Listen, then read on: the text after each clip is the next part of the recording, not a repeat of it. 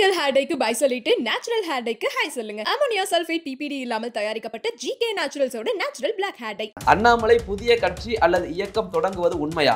அநேகமாக அவர் தனி இயக்கம் காண்பார். 2026 விட 2031 வந்து டார்கெட் பண்ணி அவர் வேலை செய்வார்.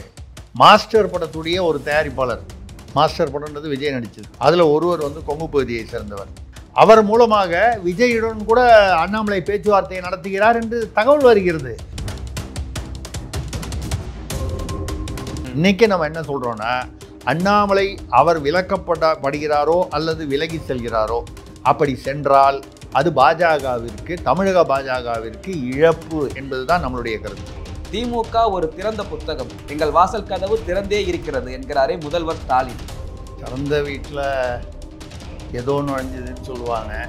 அப்படிலாம் வாசலெல்லாம் திறந்தையெல்லாம் வைக்கக்கூடாது. மாற்றாந்தோட்டத்து மல்லிகை தான் மணக்கும் அப்படிங்கிறத மறுபடியும் வந்து ஸ்டாலின் அவர்கள் அதற்கு வந்து ஒரு வரவேற்பு, அவர் இன்விடேஷனே கொடுத்துருக்காரு. வெளியிலிருந்து வரவங்களுக்கு வந்து திறந்த புத்தகங்கிறாரு. அநேகமாக நடுவில் கொஞ்சம் பக்கத்தை காணோம் அப்படிங்கிற மாதிரி வரும்னு நினைக்கிறேன். உங்களுடன் ஸ்டாலின் நிகழ்வு எப்படி போகிறது? பிரமாதமாக போகிறது. நாட்டில் நடக்கிறதெல்லாம் பார்த்தா உங்களுடன் ஸ்டாலினா, அதுக்கு பேர் வந்து ஊழலுடன் ஸ்டாலினான்னு வைக்கிற அளவுக்கு தான் இருக்குது. உங்களுடன் ஸ்டாலின்ல பார்த்தீங்கன்னா திமுக மெம்பர் ஆக்கிறாங்கன்னு பயந்துக்கிட்டு நிறைய பேர் போகிறது இல்லை அப்படின்னு சொல்கிறாங்க. இந்த கரூரில் 30 விழா நடத்துனாங்க, அது கடைசியிலலாம் காலியாக இருந்துச்சு. மிக்சர்லாம் வச்சாங்க. மிக்சர் மைசூர் பாக்குலாம் மக்கள் மயங்கின காலம் போயிடுச்சு, அதுக்கு யாரும் வரல. ஆனால் வந்து ஒரு 10-15 பேர் வந்து வேறு வேறு ஊர்லேருந்து பேசுகிறாங்க, இளைஞர்கள், ஆண் பெண்லாம். 1 லட்சம் பேர் வந்து சேர் போட்டிருந்தாங்க. அது தாண்டி 1.5 லட்சம் பேர் கூட வச்சுக்கிட்டு நின்றுந்தாங்க. ஐயா, டயலாகையாவது மாற்றி ஒரே டயலாக எல்லா மாவட்டத்திலையும் சொல்லி வந்து இளைஞர்கள். ஆமாம், அது எதுக்குங்கயா? அந்த டயலாக்ல ஒரு 2 வரி மாற்றக்கூடாதா? இவன் ஒன்று சொல்கிறான், அடுத்த இதில் கொஞ்சம் மாற்றி சொல்ல சொல்லு. ஆமாம், எல்லாம் ஒன்று ஒன்றரை கூட பிடிச்சா அதே அப்படியே டயலாக். இது என்ன ஹார்பிக் விளம்பரம் மாதிரி ஆகிப்போச்சு.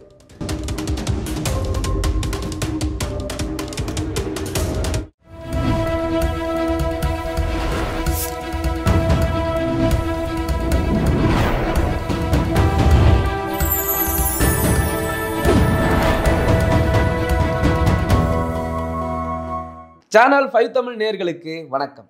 திருசக்தியாரின் கேள்வி பதில் நிகழ்ச்சியில் உங்களை சந்திப்பதில் மகிழ்ச்சி அடைகிறேன். சார் ரெடியா இருக்காரு, வாங்க கேள்விகளை கேட்கலாம். சார் வணக்கம். வணக்கம்.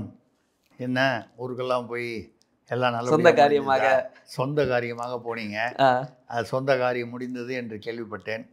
வாழ்த்துக்கள். நன்றி சார். அதாவது எல்லாருக்கும் இனிமேல் வந்து நல்லா ஞாபகம் வச்சுங்க, பொறுப்போடு இருக்கணும்.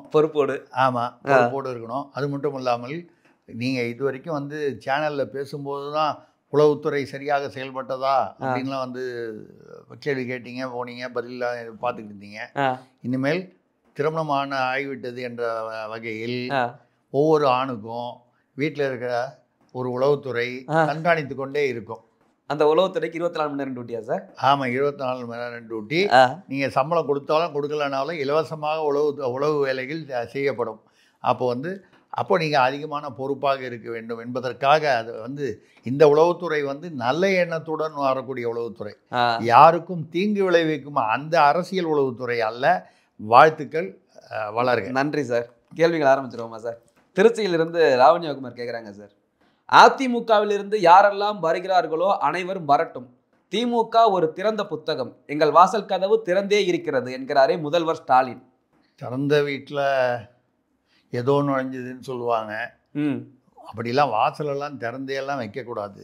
சும்மா ஒரு அரசியல் இதுக்காக வந்து பஞ்சு டயலாக்காக அப்படி சொல்லலாமே தவிர வாசலை திறந்தே வைக்க வந்து அப்படி வச்சு தான் எல்லா கட்சியிலையும் ரவுடி, மொல்ல மாதிரி, கேப் மாதிரி, தோமாரி எல்லா மாதிரிகளும் அங்கே போய் வந்து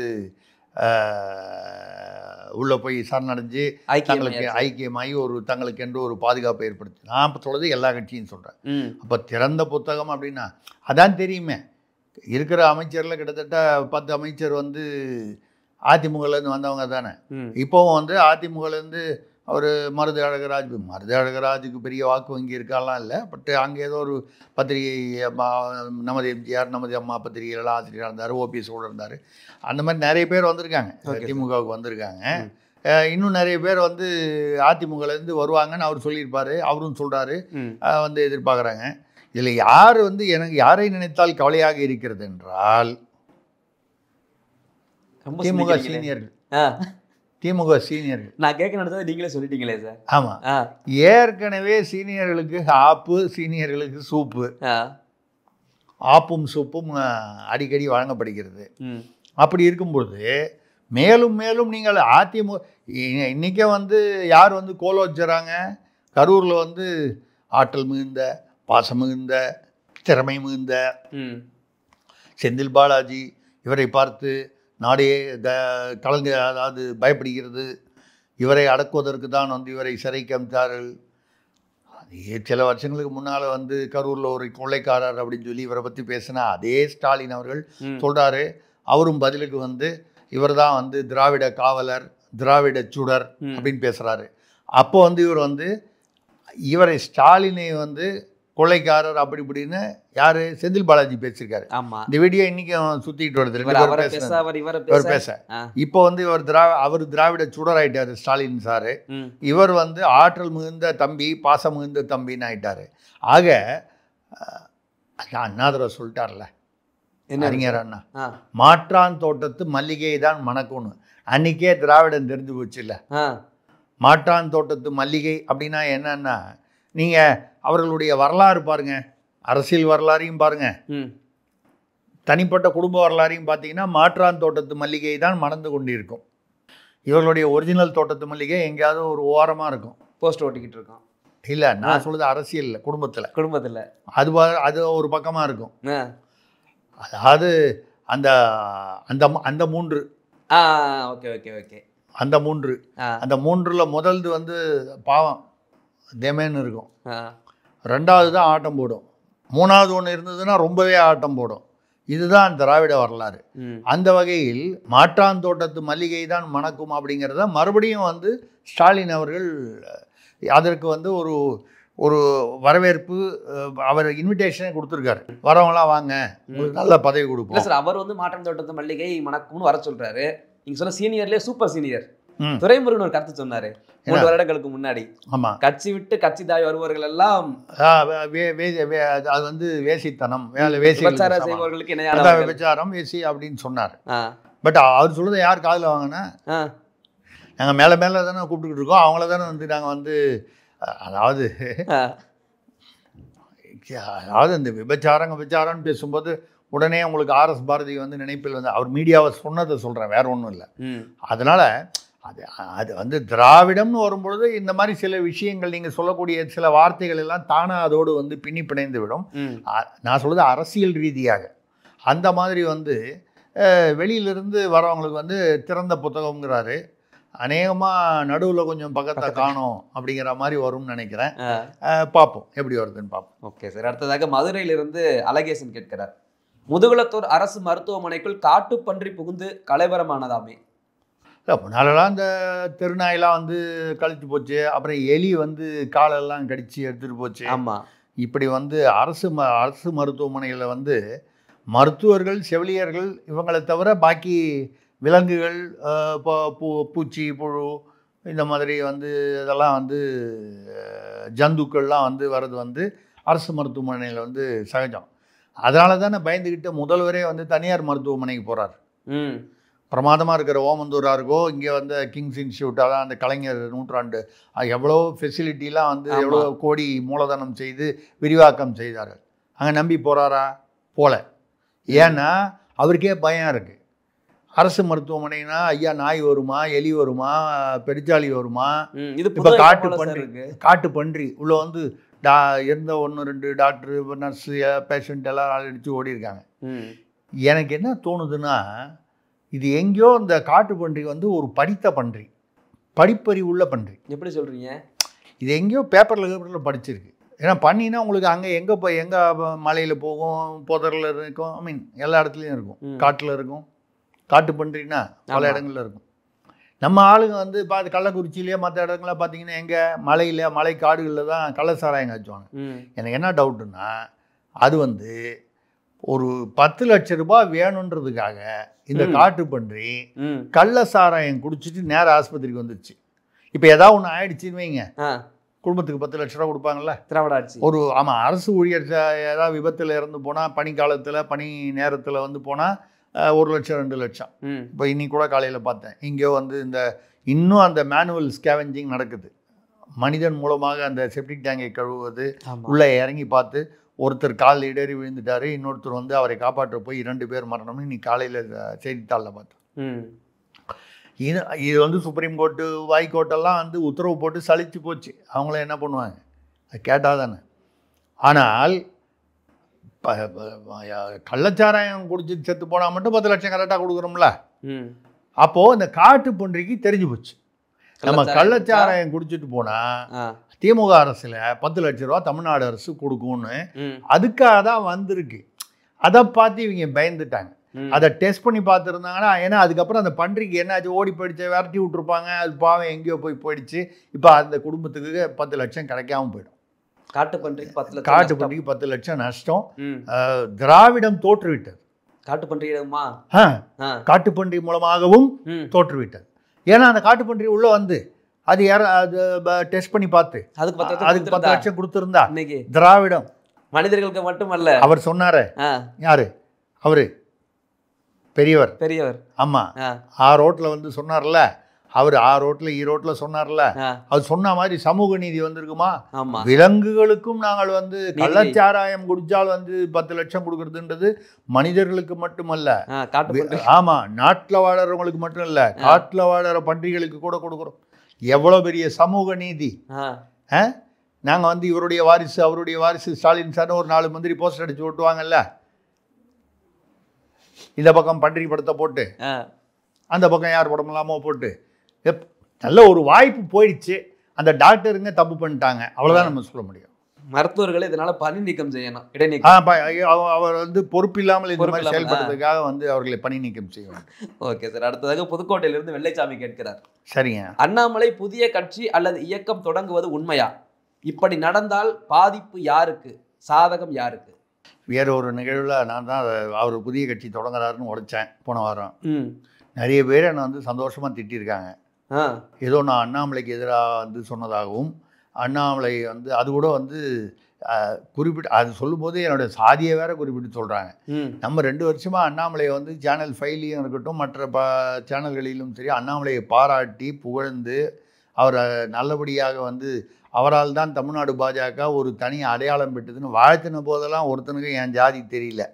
இப்போ அண்ணாமலை இருக்கக்கூடிய நம்ம வந்து எதையுமே இவர் வரணும். இப்போ நம்ம அதில் கூட சொல்லியிருந்தேன், வேற நம்ம நிகழ்வுகளோடு பேசியிருப்போம். எதிர்க்கட்சிகள் பிளவுபட்டால், வாக்குகள் சிதறுபட்டால் திமுகவை தோற்கடிக்க முடியாது, அவங்க தான் திரும்பி வருவாங்க. இதுக்கு வந்து ஒரு பெரிய அறிவுஜீவியாக இருக்கணும்னு அவசியம் இல்லை, சாதாரண அரித்மெட்டிக்ஸ். திமுக எதிர்ப்பு வாக்குகளை வந்து 4ஆவோ 5ஆவோ 3ஆவோ பிரித்தால் திமுக சுலபமாக ஜெயித்துவிடும். எப்படி வந்து மோடிக்கு எதிரான பாஜகவுக்கு எதிரான வாக்குகள் வந்து இண்டி கூட்டணியில் வந்து ஒற்றுமை இல்லாமல் சிதறி போனதால் அவரை எப்படியோ 3வது முறை வந்து கூட்டணி ஆட்சியாவது அமைக்க முடிந்தது என்றால் அதற்கு வந்து மோடியின் வலிமை மட்டும் திறமை மட்டும் காரணம் அல்ல, எதிர்க்கட்சிகளின் பலவீனம் அதுவும் தான் காரணம் என்று நம்ம பலமுறை பேசியிருக்கோம்.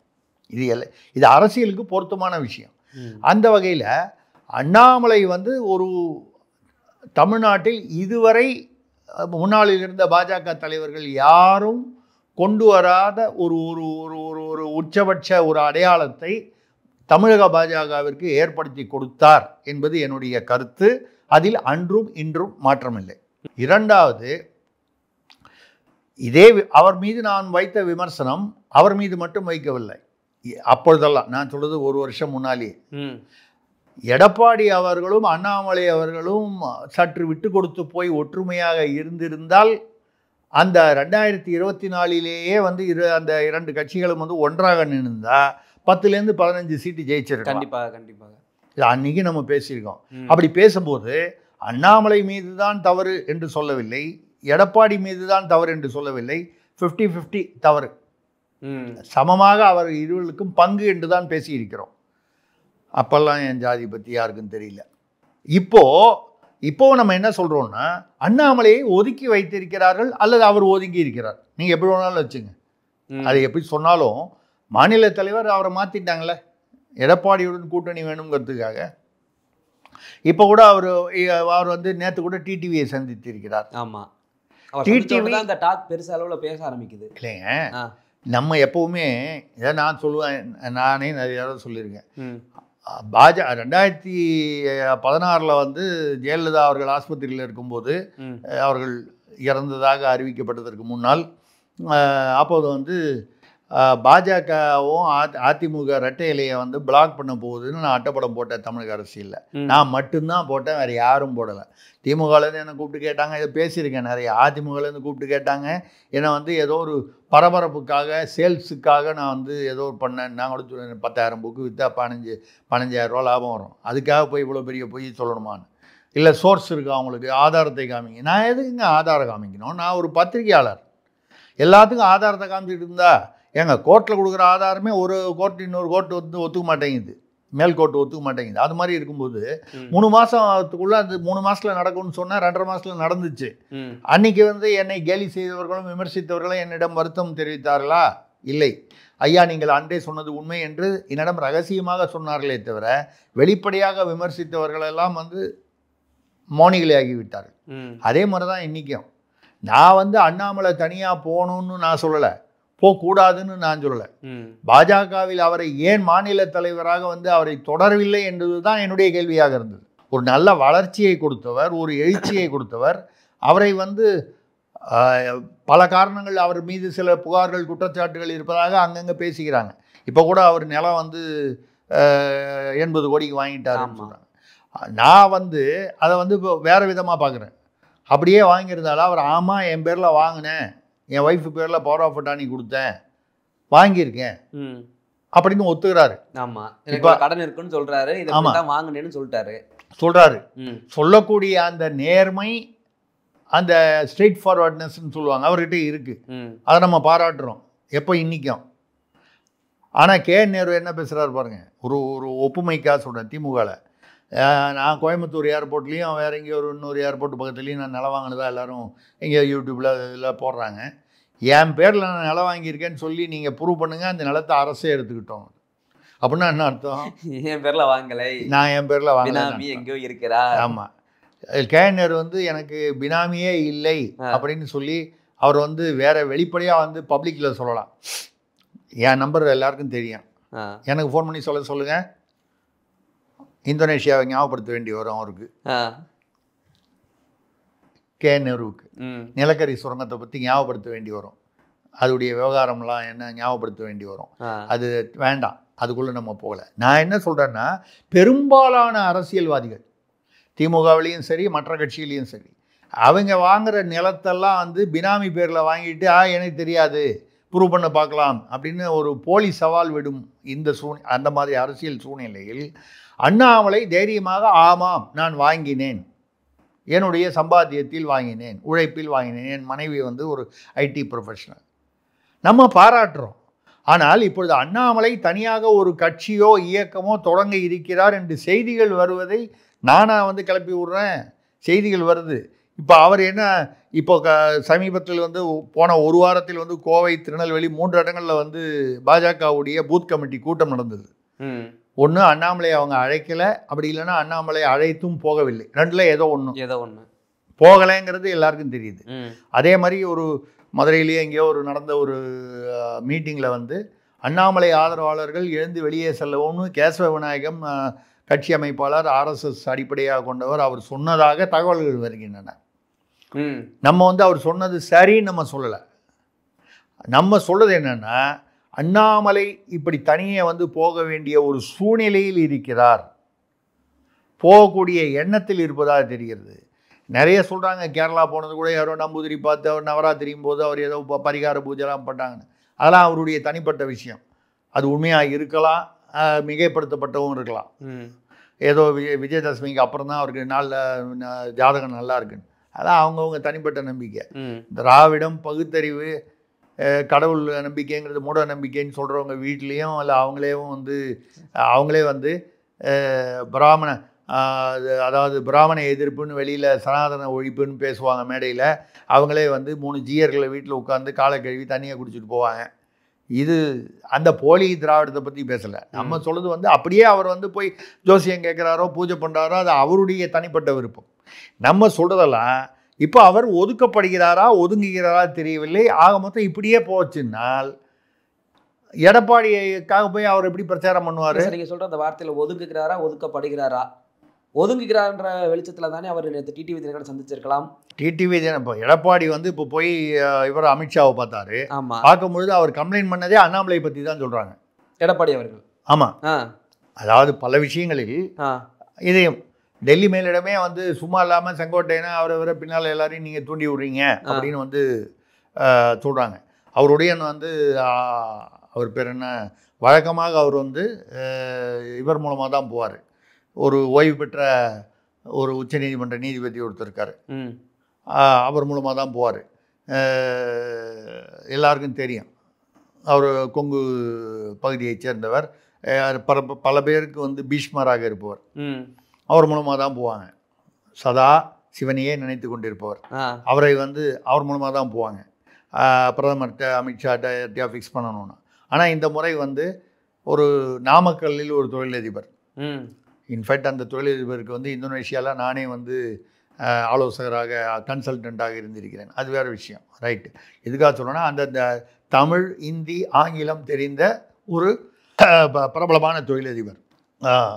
நான் திருசக்தி, அவரும் அந்த திரி அப்படின்னு வரக்கூடியவர், 3 அப்படின்னு வரக்கூடியவர். 3ன்னா வேற 3 இல்லை, இது நல்ல 3 அப்படின்னு. அதனால் வந்து அவர் தான், அது ஒன்றும் இல்லை, அது தனக்கு நம்பிக்கையான ஒருவரை வந்து அழைத்து சென்றிருக்கிறார், கொங்கு பகுதியை சேர்ந்தவர்.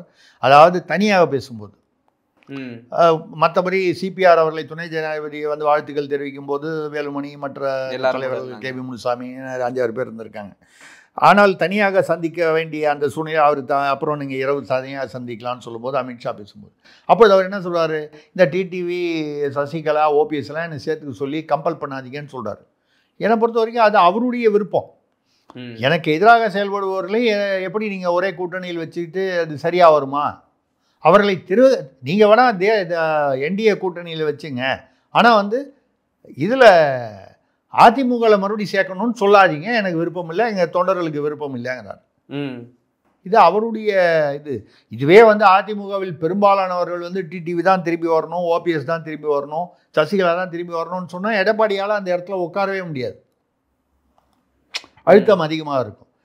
அப்படி இருக்கும்பொழுது அவர்களை வந்து அதுக்கப்புறம் அதை தாண்டி வந்து என்டிஏ கூட்டணி அப்படி வச்சுக்கொண்டா பெரிய அவங்களெல்லாம் வச்சுக்கிட்டு என்ன வாக்கு வாங்கி இப்போ செங்கோட்டையனே வந்து அந்த பக்கம் போயிடுவார் அப்படின்னு சொல்கிறாங்க. ஒரு பக்கம் திமுகவோட பேசி கொண்டிருக்கிறார் என்று சொல்கிறார். யார்? செங்கோட்டையன். நீங்கள் அந்த சமயத்தில் இப்போ முதல்ல ஒரு யாரோ கேள்வி கேட்டுருந்தாங்க, திமுக திறந்த புத்தகம் யாருனாலும் வரலாம். ஆமாம், அப்போ உங்களுக்கு ரெண்டையும் கனெக்ட் பண்ணி பாருங்க, செங்கோட்டையன் திமுக. ஏன்னா சில பேர் கதவை திறந்துட்டு போவோமா வேண்டாமா அப்படின்னு. ஆமாம், போனால் என்னன்னா ஓபிஎஸ் அவர்களும் திமுகவுடன் பேசிக்கொண்டிருப்பதாக தகவல்கள் வருகின்றன. இப்போ நம்ம ஓபிஎஸ்ஸை பற்றி சொல்லும்போது என்ன சாதி ரீதியாக நம்ம பேசுகிறோம்? இல்லையே, இல்லை.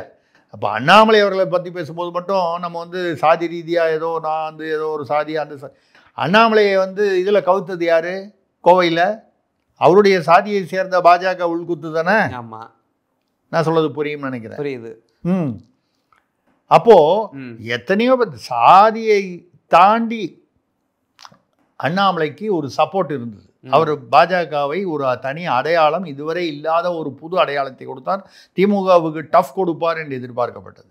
ஆனால் என்ன காரணங்களாலோ அவர் வந்து விலக்கி வைக்கப்படுகிறார், அல்லது அவர் விலக வேண்டிய ஒரு சூழ்நிலை இருக்கிறது. நம்ம என்ன சொல்கிறோம், அநேகமாக அவர் தனி இயக்கம் காண்பார். 2026 விட 2031 வந்து டார்கெட் பண்ணி அவர் வேலை செய்வார். அப்படி செய்யும் பொழுது டிடிவி அப்போவே நம்ம பேசியிருந்தோம், டிடிவி இவங்க கூட அவர் வந்து அந்த அந்த சனிக்கிழமை வேற ஒரு சேனல் நான் பேசும்போது இதே தானே பேசியிருந்தேன். உடனே என்ன வந்து நிர்மலா சீதாராமனுக்கு வேண்டியவர்னா, நிர்மலா சீதாராமன் நான் கண்ணால் பார்த்தது கூட கிடையாது. ஆனால் இப்போ வேண்டியவராயிட்டாங்க. ஆமாம், வேண்டியவராக இருந்தாலும் நான் வந்து எவ்வளோ சம்பாதிச்சிருக்கலாம், அது வேற விஷயம். ஆனால் சார் நீங்கள் 2031 சொல்கிறீங்க, அதை கணக்கிட்டு அவருக்கு தனி இயக்கம் ஆரம்பித்தால் போகலாம்னு. நான் என்ன சொல்றேன், 2026 இவருடைய மூவ் இருக்குதோ, ஏன்னா டிடிவி தினகரன் சந்திக்கிறார், ஒருக்கும் ஓபிஎஸ் தனியா இருக்கிறார் இல்லைங்க. இதை தவிர இன்னொன்று உங்களுக்கு சொல்லுவேன். மாஸ்டர் படத்துடைய ஒரு தயாரிப்பாளர், மாஸ்டர் படம்ன்றது விஜய் நடிச்சது. ஆமா, அதில் ஒரு தயாரிப்பாளர் வந்து அவருடைய சொந்தக்காரரே, முக்கிய தயாரிப்பாளர், பிரதம தயாரிப்பாளர். இன்னும் 2 பேர் கூட இருந்தாங்க. அதில் ஒருவர் வந்து கொங்கு பகுதியை சேர்ந்தவர். அவர் மூலமாக விஜயுடன் கூட அண்ணாமலை பேச்சுவார்த்தையை நடத்துகிறார் என்று தகவல் வருகிறது. இந்த தகவல்லாம் வந்து உங்களுக்கு உறுதியாக தெரியுமா? நீங்கள் கூட இருந்தீங்களான்னு. அப்போ அமித்ஷா வந்து எடப்பாடி வந்து வரும்போது வந்து மூஞ்சியை மூடிட்டு வந்தாருன்னு அவர் கட்சி ஃபாலை தொடச்சாங்கிறாரு. திமுகவில் வந்து அவர் மூடியாருங்கிறாங்க. அப்போ எது உண்மை அப்படிங்கிறத கூட இருந்து யாராவது பார்த்தாங்களா? கூட போன வேலுமணிலாம் கூட, கேவி முனுசாமிலாம் கூட தனியாக வந்துட்டாங்களே, அவர் மட்டும் தானே பார்த்தாரு. அப்போ என்ன நடந்துச்சுன்னு வந்து எடப்பாடிக்கு தெரியும், அமித்ஷாவுக்கு தெரியும், கூட போன மொழிபெயர்ப்பாளர் தொழிலதிபருக்கு தெரியும். அந்த தொழிலதிபர் வந்து வெளியில யார்ட்டையும் ரகசியத்தை விடமாட்டாருன்ற நம்பிக்கையில் தான் அவர் கூப்பிட்டு போறாரு. அவர் வெளியே போய் பேசுவாருன்னா அவர் கூப்பிட்டு போவாரா? அப்போ பாக்கி எல்லாரும் பேசுவது வந்து சில தகவல்கள், சில யூகங்கள் தான். அரசியல்னாலே அப்படிதான்.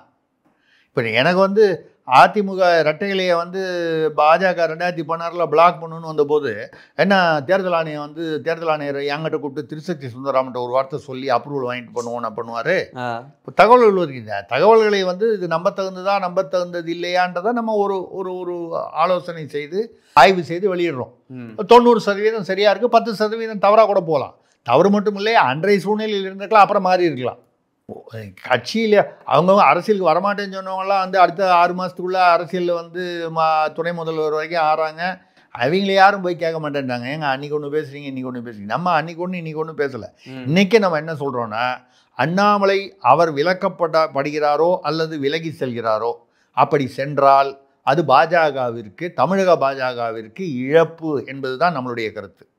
மீண்டும் பாஜக பழைய நிலைமைக்கு, பழைய இதுக்கு முன்னால இருந்த நிலைமைக்கு தான் போகும். சரி, அது அண்ணாமலைக்கு சாதகமாக இருக்குமா என்று கேட்டால் அவருக்கும் அது இழப்பாகத்தான் இருக்கும்.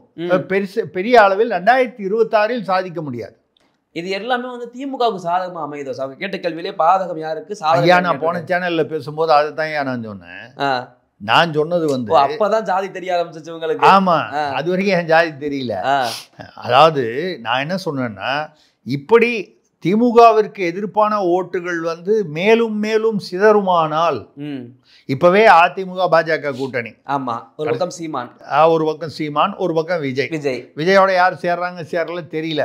காங்கிரஸ் 125 சீட்டு கேட்டு அங்க போய் பேசுறாங்கன்றாங்க. ஒரு காலம் அங்க போனாலும் போவாங்கங்கிறாங்க. செல்வ பெருந்தகை திமுக பக்கம் பேசுறாரு. ராஜேஷ்குமார், கே எஸ் அழகிரி போன்றவர்கள் தாவேகா போகணும்னு பேசுறாங்க. அங்கேயே 2 குழு இருக்கு. பாமகவில் எடுத்துக்கிட்டிங்கன்னா ராமதாஸ் அவர்கள் திமுகவுக்கு அணுக்கமாக இருப்பதாக சொல்கிறார்கள். அன்புமணி அவர்கள் பாஜக அதிமுக கூட்டணி. இப்படி வாக்குகள் சிதறுபடுகின்றன. இந்த வாக்குகள் எல்லாமே திமுக எதிர்ப்பு வாக்குகள்.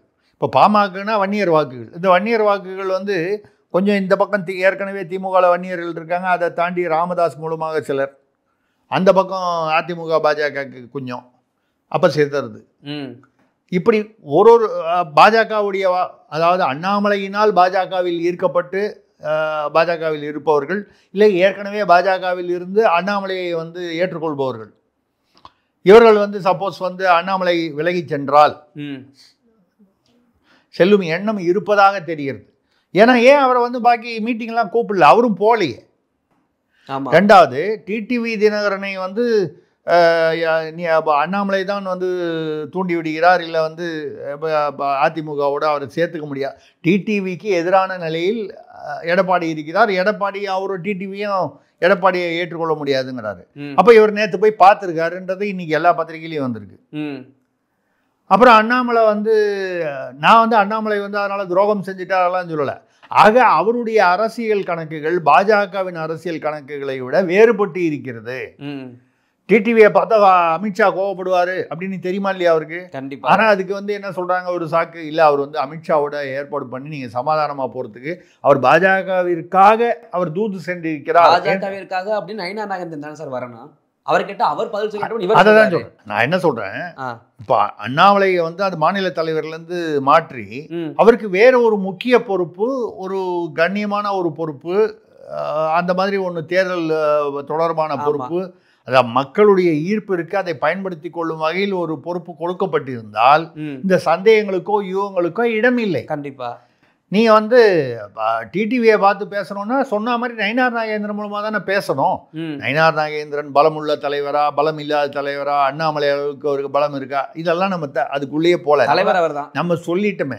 இதுவரை இருந்த பாஜக தலைவர்களில் அதிக பலம் கொண்டு ஒரு எழுச்சி, ஒரு என்ன சொல்றது, ஈர்ப்பை ஏற்படுத்தியவர் அண்ணாமலை தான் சொல்லிட்டோம். எங்க ஆரம்பத்தில் இலகணேசன்ல ஆரம்பிச்சு நீங்க வரிசையா வச்சுங்க, எத்தனையோ தலைவர்கள் இருந்திருக்கிறார்கள். அண்ணாமலை தான் வந்து அதில் வந்து இருக்கிறதுல வலிமையை ஒரு வெளியே தெரிந்த தலைவர்னு சொல்கிறோம். அப்படி இருக்கும்போது நயினார் நாகேந்திரனை இன்னும் நம்ம அந்த அளவுக்கு வந்து பார்க்கல. அவருடைய செயல்பாடு வந்து நமக்கு இதுவரை வந்து அந்த ஒரு எண்ணத்தை கொடுக்கவில்லை. இனிமேல் இருக்கலாம், அது வேறு விஷயம். ஆனால் இதுவரை வந்து அப்படி தெரியல. அப்போ நீங்கள் அஃபிஷியலாக அவர் தானேங்க, அவரை தானே போட்டுருணும். அதனால் அண்ணாமலை வந்து ஏதோ ஒரு அரசியல் திட்டத்தோடு இருக்கிறார். அந்த நமக்கு ஒரே ஒரு வருத்தம் என்னன்னா, பாஜக நல்லா தானே போயிட்டு இருந்துச்சு அப்படிங்கிற மாதிரி வடிவேலு சொல்ற மாதிரி அது போயிட்டு இருந்துச்சு. இப்போ எங்க திருஷ்டிப்பட்டுதா, இது திமுகவுடைய வேலையா இல்லை யாருடைய வேலை, இது அதிமுக? ஒரே ஒரு குறை வந்து சொல்லணும்னா, எடப்பாடி பேரிலும் அண்ணாமலை பேரிலும் சமமாக நான் கோரக்கூடிய குறை வந்து குறைபாடு, ரெண்டு பேரும் ஒத்து போயிருந்தாங்கன்னா இன்னைக்கு வந்து அதிமுக பாஜக கூட்டணி மிக வலிமை பெற்ற ஒரு கூட்டணியாக இருந்திருக்கும். திமுகவை தோற்கடிக்க கூடும் என்ற மக்களுடைய நம்பிக்கையை பெறக்கூடியதாக இருந்திருக்கும். அது இல்லாத நிலைமை என்பதுதான் நம்மளுடைய வருத்தம். அண்ணாமலை மீது நமக்கு எந்த விதமான காழ்ப்புணர்ச்சியும் கிடையாது. அதுக்கு வந்து அதான் பாராட்டும் போதெல்லாம் என் ஜாதி தெரியல, இப்போ வந்து சொல்லும்போது அண்ணாமலையை சொன்னால் உடனே என் ஜாதி சொல்லி திட்டுறாங்க. அது நம்ம ஜாதியில் இருக்கிற ஒரு ஆள் தப்பு பண்ணார் பாஜகவில், என் ஜாதியை சேர்ந்தவர், ஒரு ஆபாச வீடியோ போட்டு. அப்போது முதலில் குரல் கொடுத்தது நான் தான் எதிரில். விடுங்க சார். நீங்கள் பேசும்போது சொன்னீங்க எல்லாமே யூகம் தான் சொன்னீங்க. அண்ணாமலை தனி கட்சி ஆரம்பிக்க பட்சத்தில் டிடிவி சந்திக்கிறார், முக்குளத்தூர் சேர்ந்தவர். ஒரு பக்கம் ஓபிஎஸ் இருக்காரு, இவங்களை முக்குளத்தூருக்காக ஒரு அணியில் ஒன்றிணைத்து அன்புமணியை தன் பக்கம் வன்னியர் சமுதாயத்தின் ஒரு பக்கம் இழுத்து பட்டியல் சமுதாய மக்களுக்காக சில திருமாவளவனை தவிர்த்து இன்னும் சில தலைவர்கள்லாம் இருக்காங்க, ஜான் பாண்டியன், கிருஷ்ணசாமி, அவங்கள மாதிரி ஆட்களை ஒரு பக்கம் இழுத்து தனி கட்சியாக இந்த 4 முனை போட்டியில் 5வது முனை போட்டியாக வலுவாக வந்தால் இப்படி ஒரு கேள்வி. அரசியலில் எல்லாமே வந்து நிகழக்கூடிய விஷயம். அதான் சொன்னேன், மாஸ்டர் பட தயாரிப்பாளர் ஒருவர் கொங்கு பகுதியை சேர்ந்தவர் அண்ணாமலை சார்பாக தாவேகா தலைவர் விஜய் இல்ல விஜய் தரப்பை சந்தித்ததாக ஒரு செய்தி கூறுகிறது. இந்த செய்தியில வந்து நீங்க உறுதிப்படுத்தினீங்களா, அது இப்படிலாம் கேட்டா நம்ம பதில் சொல்ல முடியாது. ஆக ஏதோ சில அரசியல் பரிமாற்றங்கள், கருத்து பரிமாற்றங்கள் வந்து என்ன கணக்குகள் வந்து வேறுபடுகின்றன, மாறுபடுகின்றன. இது எது எப்படி போகும்ன்றது தெரியாது. நம்ம வந்து திருப்பி சொல்றது என்னன்னா, திமுக எதிர்ப்பு ஓட்டு இவர்கள் எல்லாருமே என்ன சொல்றாங்க, திமுக ஆட்சியை வந்து நாங்கள் தோற்கடிக்க வேண்டும், மக்களுக்கு நல்லது மாற்றம் கொண்டு வர வேண்டும். நீங்கள் மாற்றம் கொண்டு வருவதாக இருந்தால் அணிகள் ஒன்றுபட வேண்டுமே தவிர மேலும் மேலும் அணிகள் பிரிந்தால் இதில் யார் தப்பு, நீ ஏன் பிரிஞ்ச, நீ ஏன் பிரியல நம்ம கேட்கல. நீங்கள் பிரிந்து கொண்டே போனால் திமுகவை தோற்கடிப்பது இயலாமல் போய்விடும் அப்படிங்கிறது தான் சொல்கிறோம். அப்புறம் மாற்றம் கொண்டு வருவோம்னு பேசுறதுல அர்த்தம் இல்லாமல் போயிடும், அவ்வளோதான். சார், அடுத்ததாக விழுப்புரத்திலிருந்து கனகரத்னம் கேட்கிறாங்க, உங்களுடன் ஸ்டாலின் நிகழ்வு எப்படி போகிறது? பிரமாதமாக போகிறது. முன்னாலெல்லாம் நிறைய கூட்டம் வந்துச்சான். இப்போ அங்கே வந்தவங்கெல்லாம் வந்து உடனே வந்து அந்த நம்பர்லாம் கொடுக்குறாங்க இல்லையா, அவங்க ஒரு புகார் கொடுக்குறாங்க, பட்டா வரல, இது வரல, ஏதோ அந்தந்த உள்ளூர் பிரச்சனைகள். அப்புறம்போது ஐயா புகார் கொடுங்க, அது நம்பர் கொடுங்க. ஏற்கனவே புகார்லாம் வந்து தண்ணியில் மிதந்துச்சு வைகை ஆற்றில். அதே மாதிரி ஏதோ ஒரு ஊரில் வந்து பார்த்தீங்கன்னா அது வருது, வேறு ஏதோ ஒரு கேள்வியோட பார்த்தேன். அது மாதிரி வந்து இது இப்போ வந்து அந்த நம்பர்லாம் வந்ததுன்னா நடுவில் ஒரு சர்ச்சை வந்தது, அது உயர்நீதிமன்றம் வரைக்கும் போச்சு. அதாவது அவங்களுக்கு வந்து திமுகவில் சேர்த்துட்டு தான் வந்து வெல்கம் மெசேஜ் வருது அப்படின்னு சொல்லி ஆரம்ப காலத்தில் அந்த உங்களோட ஸ்டாலின் வரும் ஓடிபி பிரச்சனை வந்துச்சு. இப்போ வந்து அவங்க வந்து நம்பரை வாங்கிட்டு அவங்கள திமுகவில் உறுப்பினர்களாக கணக்காமிச்சிடுறாங்களாம். இது கீழ்மட்டத்திலேருந்து திமுக மேல்மட்டத்தை ஏமாற்றுவதற்கான நான் இவ்வளோ பேர் சேர்த்தேன்னு யாரோ ஒருத்தர் வந்து அவர் தான் அதிகமான ஆட்களை சேர்த்தாருன்னு சொல்லி முதல்வர் கூட அவரை வந்து பாராட்டினார். கடைசியில் பார்த்தா அவர் ஒரு ஆள் கூட சேர்க்கலையா, அவர் சும்மா ஊரில் இதே மாதிரி டம்மியாக வந்து நம்பரில் கொடுத்து நான் வந்து ஒரே முகாமில் வந்து இவ்வளோ பேர் சேர்த்தேன், இவ்வளோ பேர் சேர்த்தேன், 2500 பேர் சேர்த்தேன் அப்படின்னு ஒரு இதை பண்ணு. அவருக்கு ஒன்று இவங்க தான் வந்து யாரோ ஒரு ஆள் இந்தியா பாகிஸ்தான் வந்து பாகிஸ்தானுக்கு எதிரான மாற்றுத்திறனாளிகளான கிரிக்கெட்லாம் ஜெயிச்சேன்னு சொல்லி எங்கேயோ புதுப்பேட்டையில் வாங்கின ஒரு காயலாங்கடை கோப்பையை வந்து கையில் எடுத்துகிட்டு வந்து அதை கூட வந்து முதல்வரும் வந்து துணை முதல்வரோ சுற்றி உள்ள உளவுத்துறையோ எதுவும் வந்து கவனிக்காமல் பாராட்டு பண்ணாங்களே. அவ்வளோதான் இவங்களுடைய லட்சணம்.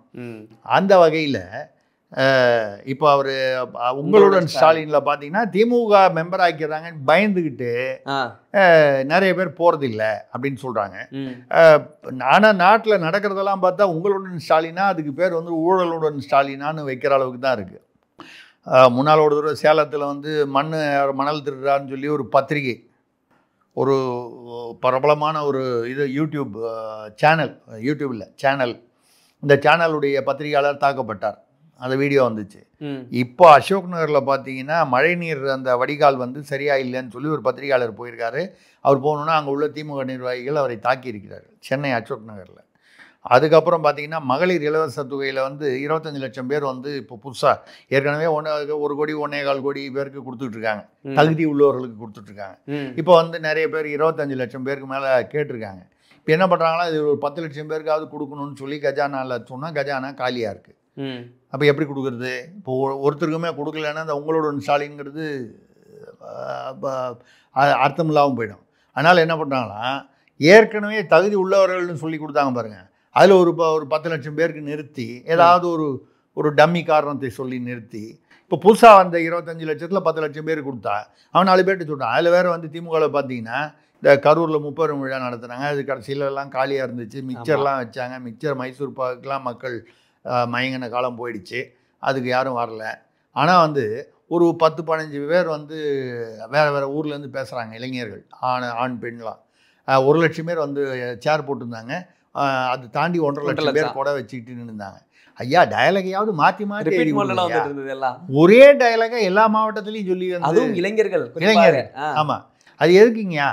அந்த டயலாக்ல ஒரு 2 வரி மாற்றக்கூடாதா? இவன் ஒன்று சொல்கிறான், அடுத்த இதில் கொஞ்சம் மாற்றி சொல்கிறான். சொல்லு. ஆமாம், எல்லாம் ஒன்று கூட பிடிச்ச அதே அப்படியே டயலாக். இது என்ன ஹார்பிக் விளம்பரம் மாதிரி ஆகிப்போச்சு. இந்த ஹார்பிக்கில் பார்த்தீங்கன்னா ஷாருக் கான் வருவார், அக்ஷய்குமார் வருவார், அஜய் தேவ்கன் வருவார், தமிழ்நாட்டு நடிகைகள் வருவாங்க. அதே இந்த ஹார்பிக் இந்த டாய்லெட்டில் ஊற்றுறது. ஆனால் பார்த்தீங்கன்னா அதே டைலாக் சொல்லுவாங்க. இந்த ஹார்பிக் விளம்பரம் மாதிரி ஆகிப்போச்சு. திமுகவுடைய அந்த முப்பெரும் விழாவுக்கான அந்த ஒரு சர்டிஃபிகேட்டு அப்படி.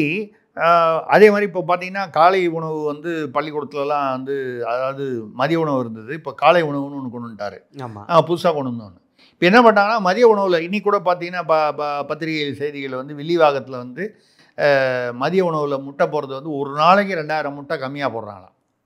ஒரு நாளைக்கு ஒரு பள்ளிக்கு 2000 முட்டை கம்மி. அதாவது வில்லிவாக்கம் பகுதி பள்ளிகளோ ஒன்றும் 2000 முட்டை கம்மி. முட்டையில் கூட நம்ம தான் சர்க்கரையிலையும் நம்ம பண்ணியிருக்கோம், அது கோணிப்பையிலையும் பண்ணுவோம். அப்படி இருக்கும்போது முட்டையில் பண்ண மாட்டோமா? அப்போது முட்டையை இங்கே குறைச்சி இல்லை. என்ன விஷயம்னு கேட்டால் கஜானா காலி. புதுசாக இந்த உயர்நீதிமன்றமே அதானே கேட்டுது. நீங்கள் வந்து எதுக்கு எடுத்தாலும் மத்திய அரசு வந்து நிதி கொடுக்கலன்னு சொல்கிறீங்க அப்படின்னா உங்களுக்கு இலவச திட்டங்களுக்கு மட்டும் எங்கிருந்து பணம் வருதுன்னு சென்னை உயர்நீதிமன்றம் கேட்டுது. மதுரை கிளைன்னு நினைக்கிறேன் கேட்டாங்க. அதுதானே உண்மை. அப்போ என்ன, மகளிர் இலவச திட்டம் இந்த உங்களுடன் ஸ்டாலினில் வந்ததுன்னா ஒரு 10 லட்சம் பேருக்கு கொடுத்தாம 25 லட்சம் பேருக்கு எல்லாருக்கும் கொடுக்க முடியாது. சும்மா கொஞ்சம் பேர் கொடுத்தா மாதிரி காமிக்கணும். இதில் ஏற்கனவே கொடுத்தவனுக்கு கொஞ்சம் பிடிங்கி அங்கே கொடுத்துருவோம். அப்புறம் காலை உணவு புதுசாக போடுறோம், அதுக்கு காசு இல்லை, என்ன செய்யறது? மதிய உணவில் கொஞ்சம் நிறுத்தி அதில் முட்டையை கம்மி பண்ணு, சாப்பாட்டை கம்மி பண்ணு, எதையோ கம்மி பண்ணு, அதை தூக்கி காலை உணவில் கொடுத்து அப்போ காலை உணவு கொடுத்தா மாதிரி. ஆக நான் தான் திருப்பி சொல்லுவேன், என் பேரில் கோபம் வரும். இது ட்ராமா கோஷ்டி. நீ எந்த மாவட்டத்தில் இருந்தாலும் ஒரே டயலாக் வச்சு நாடக கோஷ்டின்னு சொல்லுவோம்ல, அதுதான் வந்து நடக்குது. இது பெருசாக வந்து இப்போ பார்த்தீங்கன்னா வேளச்சேரியில் வந்து டான்சினரில் பார்த்தீங்கன்னா ஆக்கிரமிப்பு வந்து ஹைகோர்ட் வந்து ஒரு ஆர்டர் போட்டிருக்கு. நீர் செல்லும் நீர்வழி பாதையை வந்து மீட்டிருக்கு ஹைகோர்ட் மூலமாக. மறுபடியும் சில திமுகவுக்கு தொடர்பானவர்கள் அதை வந்து ஹைகோர்ட் ஆர்டரை மீறி பண்ணி அவங்க மறுபடியும் வந்து அவதூறு வழக்கு ஃபைல் பண்ணியிருக்காங்க. அப்போ ஹைகோர்ட்டுக்கு இவங்க பயப்படாது ஒரு இதுதான். இதில் என்ன உங்களுடன் ஸ்டாலின், நீங்கள் யாரோட இருக்கீங்க? உங்களுடன்னா ஊழலுடன் தான் ஸ்டாலின் வந்து ஒட்டி கொண்டிருக்கிறார். நல்லா இருக்கே இது வரி. ஊழலுடன் ஒட்டி கொண்டிருப்பவர் உங்களுடன் ஏங்க அனாவசியமாக மக்களை வம்புக்கு இழுக்கிறீங்க அப்படிங்கிறது தான் நம்மளுடைய கேள்வி. Okay sir. அடுத்ததாக நாகையிலிருந்து டான் செல்வம் கேட்கிறார், டான் செல்வம். டான் செல்வமா? பயமா இருக்கே, கேளுங்க. கேள்வி அப்படிதான் சார் இருக்கு. காசாவில் இஸ்ரேல் நடத்தும் படுகொலைக்கு எதிராக பெரியாரிய இயக்கங்கள் சேர்ந்து நடத்திய கூட்டம் திராவிடம் என்றாலே சமூக நீதி என்று நிரூபிக்கிறதா? திராவிடம் என்றாலே சமூக நீதி. இந்த கூட்டம் நடத்தினால சரி சரி எல்லாம் கருத்தட்டை போட்டு நம்ம சத்யராஜ், பிரகாஷ்ராஜ், மற்ற பெரியாரிய சத்யராஜ் என்ன அதான் சத்யராஜ், பிரகாஷ்ராஜ் எல்லாம். இதில் என்னன்னா, கொஞ்ச நாள் முன்னால் பால்காமில் வந்து இந்தியர்கள், நான் இந்துக்கள்னு கூட சொல்ல விரும்பல, இந்தியர்கள் அநியாயமாக கொலை செய்யப்பட்டார்கள். அதையும் வந்து மதம் என்ன மதம்னு தெரிந்து கொண்டு கொல்லப்பட்டார்கள். அவெல்லாம் அப்பாவிகள், ஏதோ சுற்றுலா பயணிகள். அப்போது இவங்க ஏதாவது கண்டனம் தெரிவித்தாங்களா? இல்லை வந்து கோவையில் குண்டு வெடிப்பு நடந்தது. உண்மையை சொல்ல போனால் அந்த மேடையில் வந்து பெரியாரிய மேடையில் உட்கார்ந்தவர்கள் சில பேர் வந்து அந்த கோவை குண்டு வெடிப்பு நடந்தபோது அந்த குற்றவாளிகளை ஆதரித்தவர்கள். இந்த மேடையில் உட்கார்ந்தவங்க நிறைய பேர். கோவையில் செத்து போனவங்களாம் தமிழன் இல்லையா? 58 பேர் நம்ம போனாங்க, 200 பேர் பாதிக்கப்பட்டாங்க. இது மத ரீதியான ஒரு குண்டு வெடிப்பு. யார் செத்து போனவங்களாம் யார்? அப்பாவி மக்கள் தானே. இப்போ பாகிஸ்தானில் வந்து அவனுடைய பஷ்டூன் கான் ஆப்கானிஸ்தானை ஒட்டி இருக்கிற பகுதியில் அவனே குண்டு போடுறான். ஆமாம், இங்கே மேலேருந்து குண்டு போட்டுருக்கான். அப்பாவிகள் எத்தனை பேர்? ஒரு 30 பேருக்கு மேலே இறந்துருக்காங்க. அதில் குழந்தைகள் பெண்கள் தான் அதிகம், ஆண்கள் 2 பேரும் தான். ஆமாம். அப்போ அவர்கள் தீவிரவாதிகளாக இருக்க முடியாது. நீங்கள் தீவிரவாதிகள் அங்கே ஏதோ வந்து அவங்க பாகிஸ்தான் அரசுக்கு எதிராக வந்து தீவிரவாதம் செய்கிறார்கள் என்றால் அதில் கூட ஒரு நியாயம் இருக்குது. அது இப்போ நம்ம ஊரில் கூட நக்சலைட்டு, மாவோயிஸ்ட்டுன்னு அந்த மாதிரி. ஆனால் பொதுமக்கள் அப்பாவிகளை மீது அதுவும் மேலேருந்து குண்டு போடுறான். ஏன்னா அவங்களுக்கு கீழே பார்த்து ஆளை தேடி சுட்டாலாவது ஆளை பார்த்து சுடலாம், இவன் நல்லவன் கெட்டவன். அப்போது அந்த மாதிரி கோவை குண்டு வெடிப்பு கிடையாது. 25-30 பேருக்கு மேலே வந்து இந்த ஆட்சியில் வந்து லாக்அப் மரணங்கள் நடந்தது. அஜித்குமார் உட்பட அந்த மாதிரி மரணங்கள் தவிர லாக்அப் மரணங்கள் எதுவும் கிட்டத்தட்ட லாக்அப் மரணம் தானே போலீஸால். ஆமாம், அஜித்குமார் அப்போல்லாம் வாயை திறக்கலையே. இந்த மாதிரி எவ்வளோ வந்து கற்பனை பாலியல் வன்முறைகள் வந்து சிறுமிகளை வந்து தினம் வந்து 4-5 நடக்குது. அப்போல்லாம் அந்த அது என்ன ஈயம், என்னமோ ஒரு ஈயம் சொன்னீங்களே, பெரியார் ஈயம். அந்த பெரியார் ஈயம் அந்த இயக்கங்கள் வந்து ஒன்றும் கூட்டம் போடலையே. இந்த தேர்தல் வரும்போது இவங்கெல்லாம் நான் இருக்கேன் அப்படின்னு காமிக்கிறதுக்காக நான் என்ன சொல்கிறேன், இஸ்ரேல் காசா வந்து அது தொடர்ந்து அது ரொம்ப வருஷமாக இருக்கிற பிரச்சனை. இந்தியா பாகிஸ்தான் பிரச்சனை விட இன்னும் முன்னாலேருந்து இருக்கிற பிரச்சனை.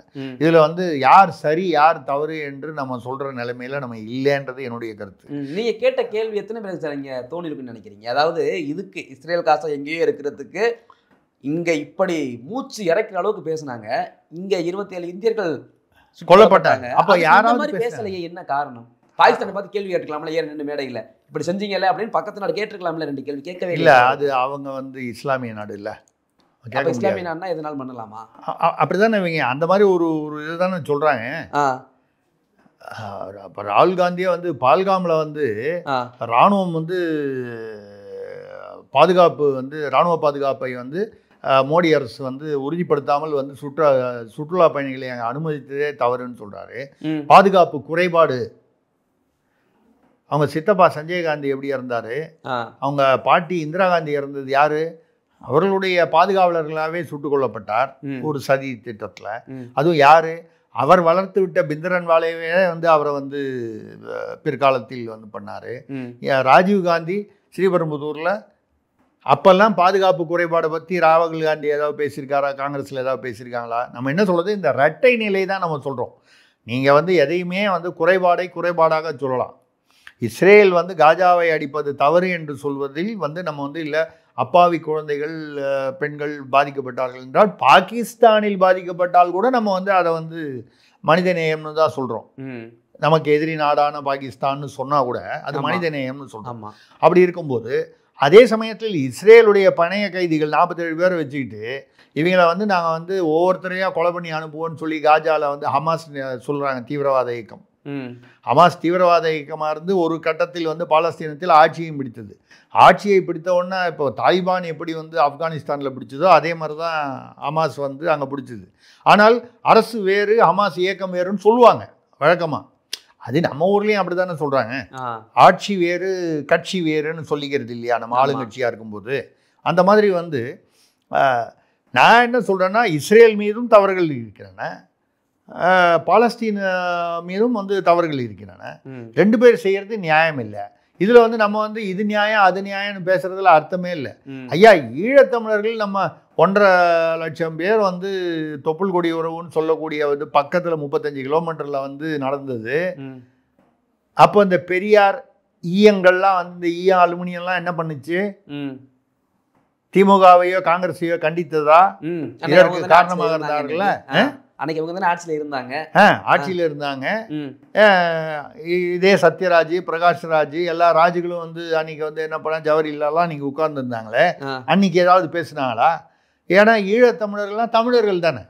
அவன் எப்படி எங்கேயோ இருக்கிற பாலஸ்தீனிய இஸ்லாமியர்கள், நான் மத ரீதியா போல, பாலஸ்தீன்ங்கிறது எங்கேயோ தூரத்துல இருக்கிற ஒரு நாடு, எத்தனையோ 1000 கிலோமீட்டர் தள்ளி.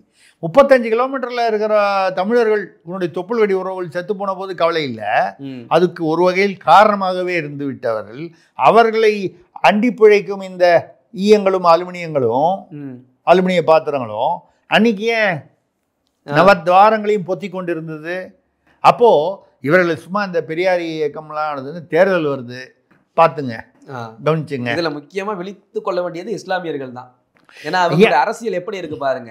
இல்ல, அதாவது இஸ்லாம், நான் என்ன சொல்றேன், இந்தியாவில் உள்ள இஸ்லாமியர்கள் தமிழ்நாட்டில் உள்ள இஸ்லாமியர்களுக்கான குரல், அதுக்காக ஏதாவது குரல் கொடுக்கணும்னா தாராளமாக கொடுங்க.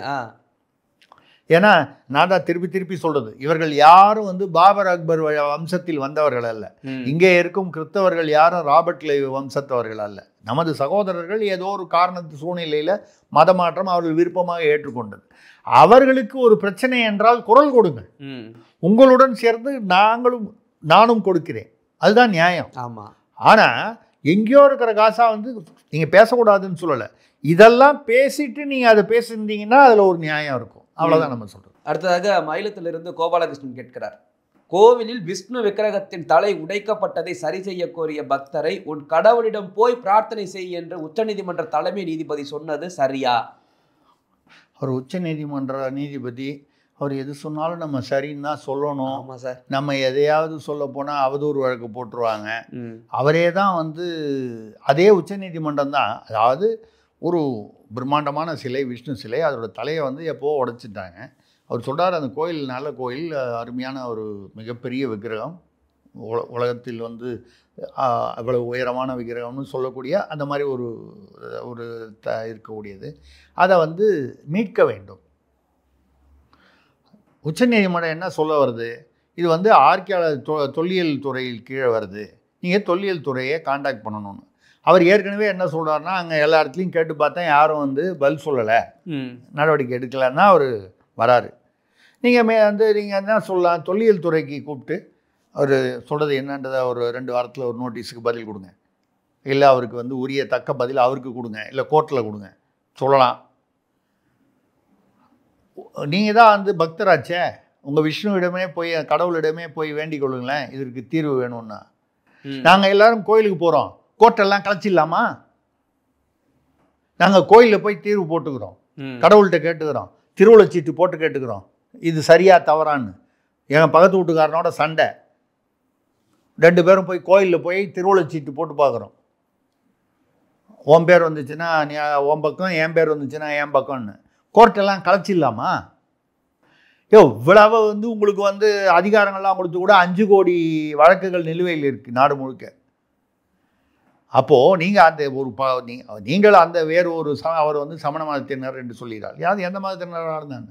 மதம் பார்த்து சாதி பார்த்து வந்து அந்த இடத்துல வந்து உட்கார வைப்பதில்லை என்று சொல்வதை விட அப்படி உட்காருவது சரியில்லை.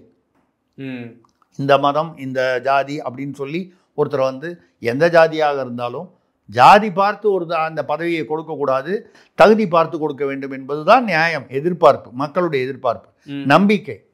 அப்படி இருக்கும்பொழுது நீங்கள் அங்கே போன்னு சொல்கிறீங்களே, நுபுர் சர்மான்னு ஒரு பொம்பளை வந்து யாரோ ஒரு இஸ்லாமியர் வந்து ஒரு பேச்சாளர், அவர் வந்து ஒரு டைம்ஸ் நோ இதில் வந்து பேசும்பொழுது, நிகழ்ச்சியில் அந்த சேனல் நிகழ்ச்சியில் பேசும்போது, அவர் இந்து மதத்தை வந்து சிவனை வந்து ஆணுறுப்பு அப்படின்னு சொல்லி கும்பிடுபவர்கள் அவர் தான் முதல்ல வந்து பேசினார்.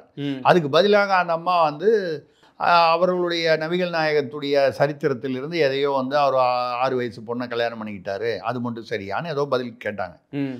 இரண்டுமே தவிர்த்திருக்கக்கூடியது, இரண்டுமே. ஆனால் இந்த நுபுர் சர்மா மீது வழக்கு போட்டு கைது பண்ணி எல்லாம் பண்ணாங்க. அந்த அம்மா உயிருக்கு ஒளிந்து இருக்க வேண்டியது, ஃபட்வா அவங்க தலையை வெட்டினா 50 லட்சம்லாம் வந்து அறிவித்தாங்க. அந்த அவர் என்னமோ ஒரு தைல் இல்லை, என்னமோ ஒரு ரமானின்னு பேர் அவர், அந்த ரமானி அவரை வந்து அவர் மீது வழக்கும் இல்லை கைதும் இல்லை. உச்சநீதிமன்றம் என்ன சொல்லிச்சு, கிட்டத்தட்ட ஒரு 20-28 இடத்துல வந்து அந்த நுபுர் சர்மா மீது வேறு வேறு மாநிலங்களில் வழக்கு, எல்லாத்தையும் ஒன்றா சேர்த்து விசாரிங்க, நான் ஒன்றும் தப்பாக பேசலைன்னு சொல்லுது. ஒன்றா சேர்க்க முடியாது, நீ 28 மாநில இடங்களுக்கும் நீ எங்கே போகணுமோ நீ போய் தான் ஆகணும் இந்த மாதிரி பேசுகிறதுக்கு முன்னால். ஆனால் அந்த ஹேஷ்டேக் வந்து வி சப்போர்ட் நுபுர் சர்மான்னு சொன்னவனெல்லாம் சில இஸ்லாமிய தீவிரவாத எண்ணம் கொண்டவர்கள், ஃபண்டமெண்ட் அடிப்படைவாதிகள் வந்து அவன் டெய்லரு, அந்த இந்து டெய்லர் ஒருத்தன், முதல் நாள் வரைக்கும் அவங்ககிட்ட வந்து அளவெடுக்கிறதுக்கு வந்து துணி தைக்க கொடுக்குறேன்னு சொல்லிட்டு வந்து அவனை வெட்டிட்டாங்க. இன்னொருத்தர் வந்து ஏதோ ஒரு பேராசிரியரோ ஆசிரியரோ ஏதோ, அவர்கிட்ட எதிர் வீட்டில் இருந்த இன்னொரு மாட்டு மதத்தவர் வந்து முதல் மாதம் வரைக்கும் வந்து கடை வாங்கியிருக்காரு ஒரு அவசரத்துக்கு உதவியா. அப்படிப்பட்டவரை ஓட ஓட துரத்தி வெட்டி இருக்கிறார்கள். இப்படி மதம் வந்து ஏற்கனவே வந்து பதம் பார்த்து கொண்டிருக்கிறது மக்களுடைய நல்லிணக்கத்தை. இதில் வந்து இவங்க ரைட்டு அவங்க தப்புன்னெலாம் போகாமல் நீங்கள் ஒரு சிறுபான்மையினரை வந்து நீங்கள் வந்து அவங்களுடைய ஓட்டுக்காக அவர்கள் செய்யும் தவறுகளை நீங்கள் வந்து ஊக்குவிக்கிறீர்கள். பெரும்பான்மை செய்யும் தவறுகளை வந்து ஊக்குவிங்கள் நான் சொல்லலை. யார் தவறு செய்தாலும் ஒரே மாதிரி நடவடிக்கை இருக்க வேண்டும். மத நல்லிணக்கத்துக்கு எதிராக யார் செயல்பட்டாலும் அவர்கள் மீது நடவடிக்கை எடுங்கள். இதை வந்து அரசு வந்து அரசாவது வந்து கட்சி சார்பாக வந்துடுது, கட்சி சார்பாக வரும்போது ஜாதி மதம் எல்லாம் உள்ளே வந்துடுது. நீதிமன்றத்துக்கு என்ன, தர்காக்களை பாதுகாக்க வேண்டும் என்பதற்காக வந்து சட்டம் போடுறீங்க. இப்போ இதில் வந்து தசராவை வந்து கர்நாடகாவில் வந்து பானு முஷாக் என்ற ஒரு பத்திரிகையாளர், இவர் இந்து மதத்துக்கு எதிராக அறிக்கை கொடுத்தவர் கொச்சைப்படுத்தி, அவரை வந்து கர்நாடக காங்கிரஸ் அரசு வந்து அந்த தசராவை வந்து இனாகரேட் பண்ணுறதுக்கு, தொடங்கி வைப்பதற்கு விழாவை அழைக்கிறது ஒரு இஸ்லாமியரை. நாம் இஸ்லாமியரை அழைக்கக்கூடாது என்பதில்லை, தேவையில்லாத பிரச்சனைகளுக்கு இடம் கொடுக்கிறீர்கள். அவர் இந்து மதத்துக்கு எதிராக பேசியவர்.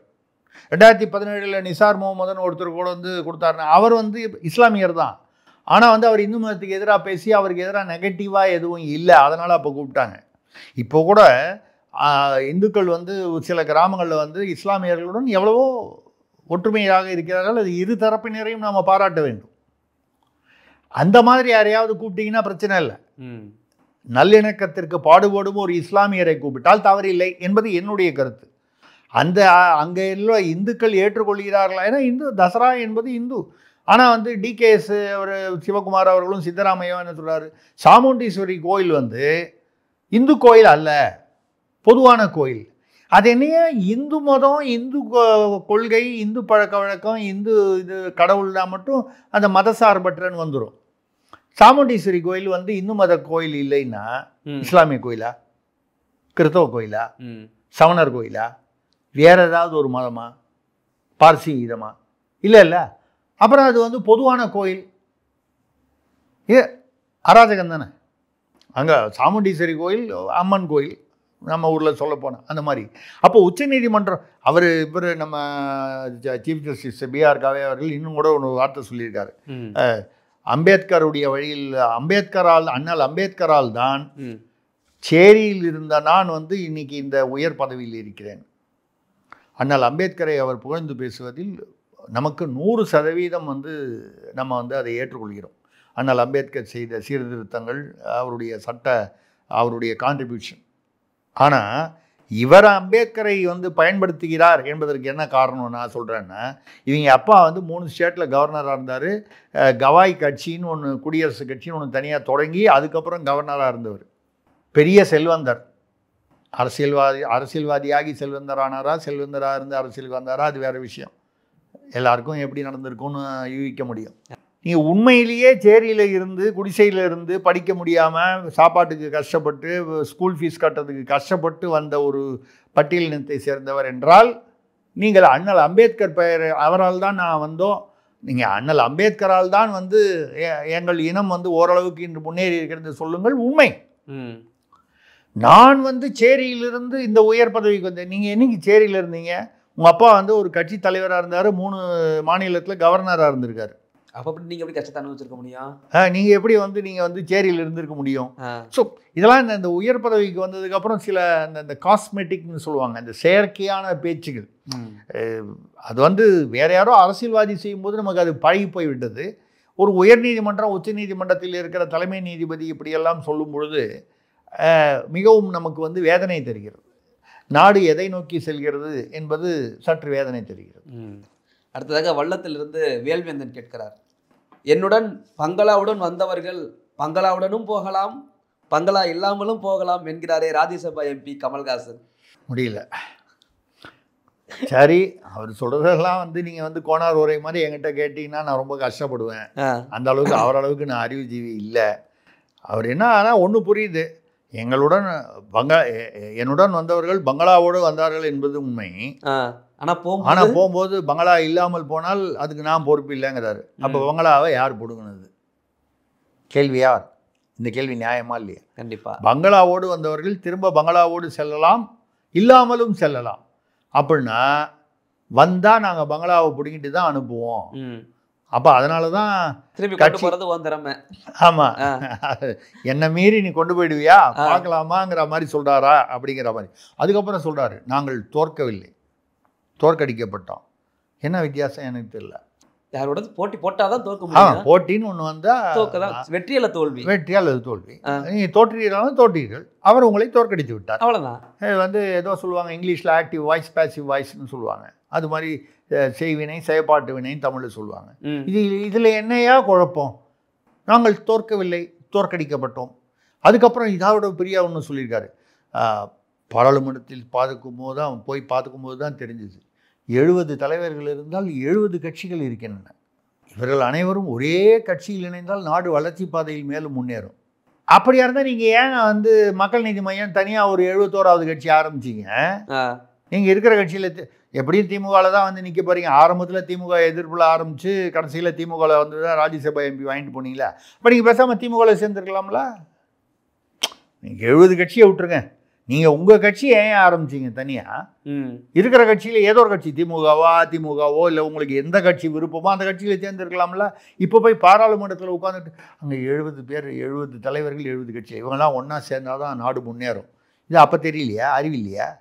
மக்கள் நீதி மையம் டார்ச் வச்சுக்கிட்டு ஒரே பம்மாத்து பண்ணும்போது அப்படி அதே மாதிரி சொல்கிறாரு, எனக்கு 70 வயது, மக்கள் நீதி மையம் 100 வயது வாழும். நீங்கள் முதல்ல நீங்கள் 100 வயது இருங்கள், அதை பற்றி ஒன்றும் இல்லை. மக்கள் நீதி மையம் இப்போ தான் வந்து 4-5 வருஷம் இருக்குமா? இன்னும் 95 வருஷம் இருக்குமா? நான் வந்து தலைவர்களை உருவாக்குகிறேன் என்னுடைய கட்சியில். இருந்த ஒரு 10 பேரும் ஆல்ரெடி திமுகவுக்கு போயிட்டான், அவங்களுக்கு முன்னாலேயே போயிட்டான். நீங்கள் திமுகவில் போய் ராஜ்யசபா சீட்டு கேட்கறதுக்கு முன்னால் பாக்கி பேர்லாம் அங்கே போயிட்டாங்க, ஏற்கனவே திமுகவுக்கே போயிட்டாங்க. இப்படி உள்ள நிலைமையில் ஒரு கமலஹாசனோட நமக்கு போட்டி போட முடியாது. ஆனால் என்னன்னா கொஞ்சம் புத்திசாலி வைகோ பாவம் பாருங்கள், 30 விழாவில் முதல்ல இன்பநிதி பக்கத்தில் வந்து 22 வயது இன்பநிதி 4வது தலைமுறையில் திமுக வந்து எதிர்கால தலைவர், அவர் இளைஞரணி தலைவர், எதிர்கால முதல்வர், அவரோடு வந்து பக்கத்தில் உட்கார்ந்து இருக்கும் நிலைமைக்கு வைகோ வந்துட்டார். இவர் புத்திசாலித்தனமாக வைகோவிடம் இருந்த ராஜ்யசபாவை வந்து ஏதோ ஒரு வகையில் பிடுங்கி இவர் வந்து போயிட்டார். ஆனால் ஒன்று ஞாபகம் வச்சுக்கணும் கமல், இவரும் ஒரு நாள் வைகோ இடத்தில் இன்பநிதி பக்கத்தில் அமர வேண்டிய நாள் ரொம்ப வருஷம் இருக்காது. அதுதான் நம்ம சொல்ல முடியும். Okay sir. அடுத்ததாக திருவண்ணாமலையிலிருந்து மகாதேவன் கேட்கிறார், ஆட்சியை தாருங்கள், 6 நாளில் மாற்றம் தருவேன் என்கிறாரே அன்புமணி ராமதாஸ். 6 நாளில் கொடுத்து வராங்க. 6 நாளில் கொண்டு வர்றாரு. இதுன்னா ஒரு லேகியம் மாதிரி இருக்கு, இந்த லேகியம் மாதிரி இருக்கு. எல்லா வியாதிகளுக்கும் ஆமாம், சர்வரோக நிவாரணி லேகியம் மாதிரி இருக்கு. ஆட்சி, அதாவது ஆட்சியை தரமாட்டாங்கன்ற நம்பிக்கையில் சொல்கிறாரான்னு தெரியல. ஏன்னா வந்து 35 வருஷமாக வந்து இதே தான் கேட்டுக்கிட்டு இருக்காரு. மக்களும் வந்து அதை ஏதோ ஒரு வகை காரணத்தினால வந்து ஏற்றுக்கொள்ளவில்லை. இப்போ ஆட்சியை தாருங்கள், 6 நாளில் மாற்றம் கொண்டு வரேன்றாரு. அது வந்து நீங்கள் முதல்ல இந்த மாற்றம்லாம் வேணாம், நீங்கள் இல்லை நீங்கள் முதல்ல வந்து நீங்களும் உங்கள் தந்தையும் வந்து முதல்ல வந்து அனுசரணையாக ஒற்றுமையாக வந்து கட்சியை வந்து சிதறாமல் காப்பாற்றுங்கள். அவர் மறுபடியும் வந்து காரில் வந்து வன்னியர் சங்க கொடி ஏற்ற ஆரம்பிச்சிட்டாரு பெரியவர் ராமதாஸ் ஐயா அவர்கள். அந்த நிலைமையிலிருந்து மாற்றி முதலில் உங்கள் குடும்பத்துக்குள்ளே ஒரு மாற்றம் கொண்டு வாங்க. இப்போ இருக்கிற நிலைமையிலேருந்து ஒரு மாற்றம் கொண்டு வாங்க. அதான் 6 நாளில் பண்ணுங்கள்.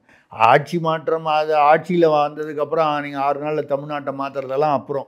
முதல்ல உங்கள் குடும்பத்துக்குள்ளே ஒற்றுமையை கொண்டு வந்து ஒரு இப்போ உள்ள அந்த ஒரு குழப்பமான நிலைக்கு ஒரு மாற்றம் கொண்டு வாருங்கள் சொல்கிறோம். அடுத்ததாக கீழ்ப்பாக்கத்திலிருந்து சாமி கண்ணு கேட்கிறார். கரூர் முப்பெரும்பிழா நாகை தாவேக்கா கூட்டம் இரண்டையும் ஒப்பிட்டு 6 வித்தியாசங்கள் கூறவும். இது ஏதோ அந்த காலத்தில் குமுதம் படிக்கும்போது 6 வித்தியாசம் அப்படின்னு வரும்.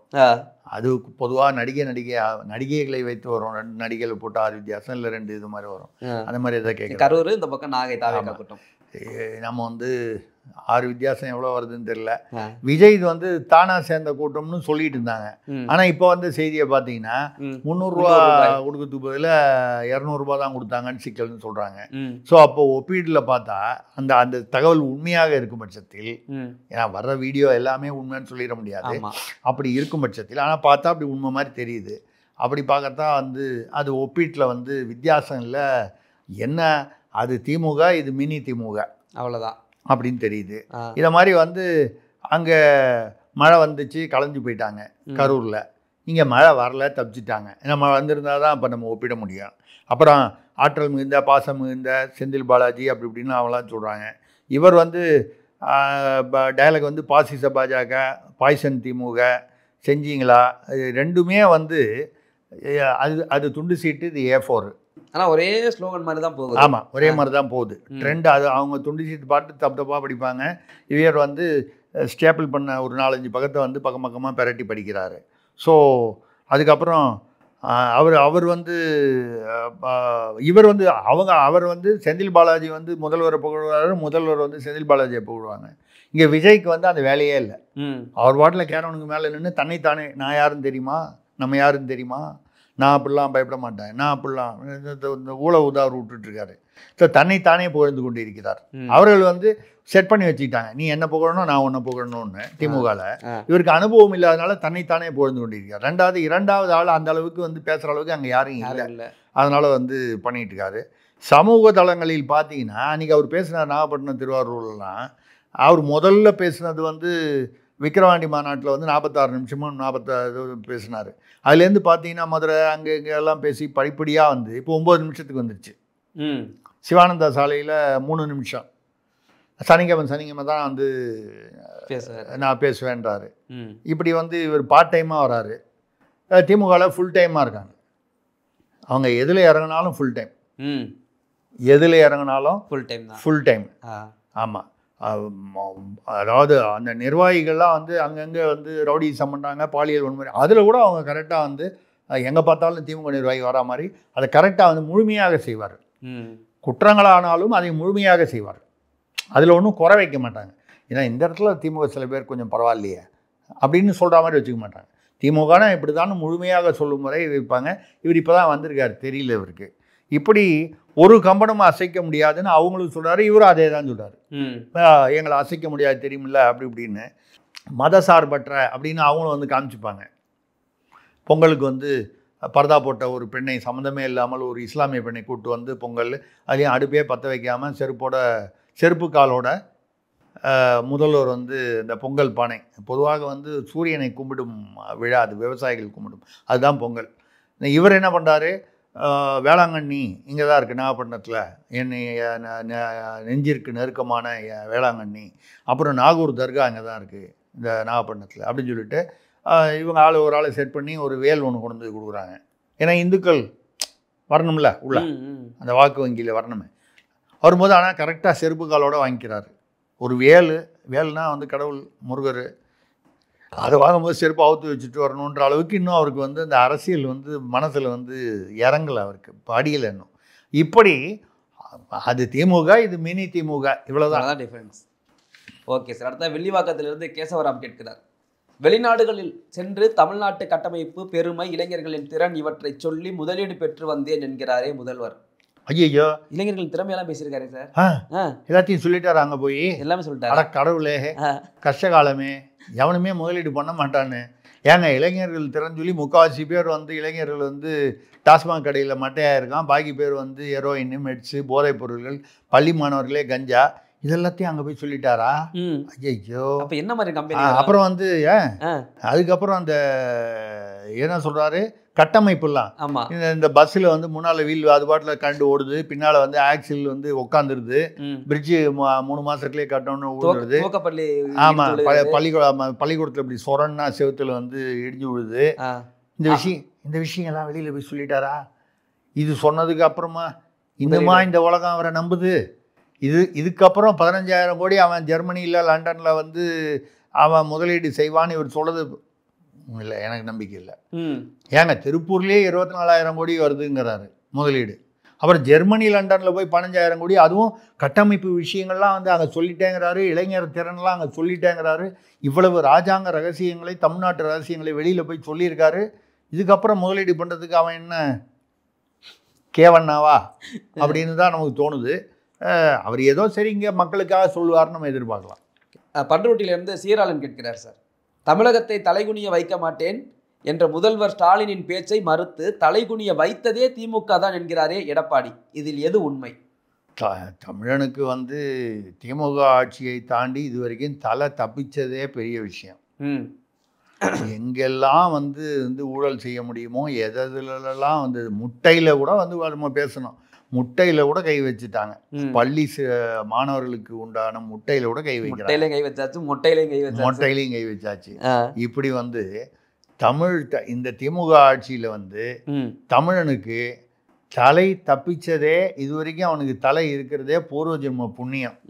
அப்படி இருக்கும்போது தலை குனிந்தானா இல்லையான்னா அஜித்குமார்களும் அது பேர் என்ன ஞானசேகரன்களும் இந்த மாதிரி வந்து தினம் ஒரு இது இல்லை, யார் அந்த சாருனாலும் சரி தம்பிகள் இப்படியெல்லாம் வந்து தமிழ்நாட்டில் வந்து இருந்ததுக்கப்புறம் தமிழன் வந்து தலை நிமிருவதற்கு வந்து இன்னும் வாய்ப்பு வரவில்லை என்பதுதான் உண்மை. அந்த விஷயத்தில் எடப்பாடி வந்து தலைகுனியை வச்சதே ஸ்டாலின் தாங்கிறாரு. இந்த திமுக ஆட்சியில் அதாவது எப்படி வந்துடுச்சுன்னா, பொதுவாக கலைஞர் கருணாநிதியுடைய ஆட்சி திமுகவின் ஆட்சி வந்து ஊழல் நிறைந்தது அப்படின்னு சொல்லி சர்க்காரியாலேருந்து பல இதெல்லாம் வந்து விமர்சனங்கள், அதாவது ஆதாரபூர்வமான விமர்சனங்கள் உண்டு, அறிக்கைகள் உண்டு. ஸ்டாலின் வந்து இந்த 2021 ஆட்சிக்கு அப்புறம் மக்கள் வந்து என்ன பேச ஆரம்பிச்சிட்டாங்கன்னா, கருணாநிதியே பரவாயில்ல. ஆக கருணாநிதி அவர்களை வந்து நல்லாட்சி செய்ய கொடுத்தார் என்று மக்கள் வந்து, அதாவது எல்லாமே அந்த ஒப்புமை தானே, அந்த ஒப்புமையில நாளை கழிச்சு இன்பநிதி வந்தாருன்னா ஸ்டாலின் ஆட்சி பரவாயில்லப்பா அப்படின்னு சொல்ற மாதிரி தான் கிட்டத்தட்ட அப்படிதான் வரும். அது அந்த மாதிரி சொல்ல வச்சிருக்காரு. அதனால தலைகுனி தமிழன் என்று சொல்லடா, தலைகுனிந்து நில்லடா, அதுதான் இன்றைக்கு பாரதி இருந்தால் பாடி இருப்பான்னு சொல்லி நம்ம நிறுத்திப்போம். ஓகே சார், கேள்விகள் எல்லாம் முடிந்து விட்டது. இன்றைய நாள் காதோடு சுருக்கமாக சொல்லிடுவோம். அதாவது நம்ம வந்து முன்னாலேயே வந்து நம்ம தான் வந்து உடைச்சோம். இதில் அஜித்குமார் விவகாரத்தில் வந்து 270 கோடி ரூபாய் வந்து நிலவரையில் கொண்டு போய் கோயிலில் வச்சது தான் வந்து அஜித்குமாருடைய மரணத்திற்கு, அதை அஜித்குமார் பார்த்து விட்டது தான் மரணத்திற்கு காரணம் அப்படின்னு நம்ம சேனலில் தான் பேசியிருக்கோம். ஆமாம், முக்கிய அமைச்சர் எல்லாமே பேசணும். அதில் வந்து இன்னும் ஒரு 5-6 கோயிலையும் இதே மாதிரி கொண்டு போயிருக்காங்க. ஆமாம், இப்போது நமக்கு வர செய்தி வந்து ஏறத்தாழ 36 கண்டெய்னரும் 37 கண்டெய்னர்லேயும் 5400 கோடி ரூபாய் வந்து அங்கே கொண்டு போய் எங்கெங்கே வைக்கணுமோ, அது கோயில்கள் மற்றும் தொழிற்சாலைகள், பழைய தொழிற்சாலைகள், அவங்களுக்கு வேண்டிய இடங்களில் வந்து ஆல்ரெடி கொண்டு போயிட்டாங்க. பாக்கி பேர்லாம் வந்து கூட்டணியில் வந்து நீ நானும் சேரலாமா, நான் இவ்வளோ சேரலாமா, உனக்கு இவ்வளோ சீட்டு, உனக்கு இவ்வளோ சீட்டுலாம் பேசிக்கிட்டு இருக்காங்க. ஆனால் வந்து இவங்க அதை கொண்டு போய் அங்கே வச்சுட்டாங்க, வைக்க வேண்டிய இடத்துல அங்கங்கே வச்சுட்டாங்க. இது வந்து அப்போ அவர்கள் தேர்தலுக்கு தயாராகி விட்டார்கள் அப்படின்னு ஒரு செய்தி இருக்குது. சரி, இது வந்து மத்திய அரசுக்கு தெரியாதா அப்படின்னா, மத்திய அரசு அது ஒன்றிய அரசுன்னு வச்சுங்களேன், அவங்க வந்து வேற ஒரு திட்டத்தில் இருக்காங்க அப்படின்னு சொல்கிறாங்க. இப்பொழுது ஒரு தலைவர் போய் சமீபத்தில் போய் அவர் கூட கட்சி ஃபால மூஞ்சியை தொடச்சாருன்னு சொன்னாங்களே, அந்த சமயத்தில் இந்த பேச்சும் நடந்திருக்கிறது என்று சொல்லப்படுகிறது. என்னன்னால் இது எங்கெங்கெல்லாம் வந்து இந்த மாதிரிலாம் வச்சுருக்காங்க போயிருக்காங்கன்னு இப்போ நமக்கு தெரியும் பொழுது ஒரு எதிர்க்கட்சி தலைவருக்கு இன்னும் கொஞ்சம் அதிகமாக தெரியலாம், கண்டிப்பாக வாய்ப்பு இருக்குது. அதெல்லாம் சொல்லும் பொழுது முக்கியமான அவர் இருக்காரு ஷானோன்னு நீங்கள் உடனே இங்கே உள்ள ஷாவை நினச்சிக்காதீங்க. ஏதாவது நீங்கள் பாட்டில் திரிஷா கிருஷா நினச்சிக்காதீங்க. அவர் ஆமாம் திரிகாலமும் உணர்ந்த ஷா அவர் வந்து என்ன சொல்லியிருக்காருன்னா, நீங்கள் ஒன்றும் கவலைப்படாதீங்க, ரொம்ப அத்துமீறி போச்சுன்னா இது தேர்தலுக்கு 2 மாதத்துக்கு முன்னால் திமுக ஆட்சியில் இருக்காது. அப்படின்னா என்ன அர்த்தம்? ஜனாதிபதி இதுவோ ஆட்சியோ அல்லது கவர்னர் ஆட்சியோ இதுக்கு முன்னால் நிறைய இருக்கு. காங்கிரஸ் காலத்தில் வந்து 70 முறையோ 70க்கு மேற்பட்ட முறைகளில் வந்து ஆட்சிகளை கலைத்திருக்கிறார்கள். எஸ்ஆர் பொம்மையுடைய அந்த தீர்ப்பு வந்ததுக்கப்புறம் கலைப்பது அவ்வளவு சுலபம் அல்ல. ஆனால் உரிய ஆதாரங்கள் இருந்து அப்படி கலைத்தால் அந்த அதிகாரம் கவர்னருக்கு இருக்கிறது.